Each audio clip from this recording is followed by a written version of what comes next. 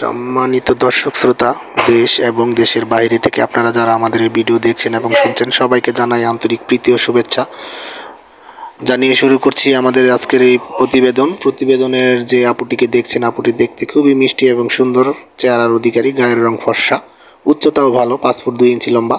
ওনার পরিবারে ওনার বাবা আছে, মা আছে আর ছোট ভাই আছে। ওনার বাবা একটা ছোটোখাটো মুদি দোকানের ব্যবসায়ী, আর বর্তমানে উনি পড়াশোনা করতে পারছে না। বাবা ওই পরিমাণ খরচ তার চালাতে পারছে না, এতে পড়াশোনা বাদ দিছে। এখন একটি টেইলার্সের দোকানে সে সেলাই কাজ করে এবং বাড়িতেও একটি মেশিন আছে, ওইখানেও কিছু কাজ টাজ করে যা পায় পরিবারকে সাপোর্ট দেয়।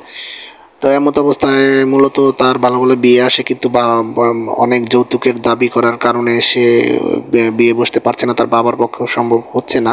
এখন আমার এই চ্যানেলের অডিয়েন্স আপনারা যারা আছেন, আমি জানি আপনাদের মন মানসিকতা অনেক ভালো।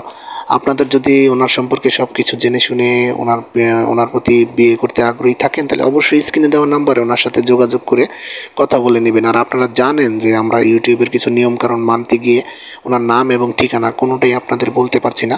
অনুগ্রহ করে আপনারা ওনার সাথে স্ক্রিনে দেওয়া নাম্বারে যোগাযোগ করে কথা বলে নেবেন।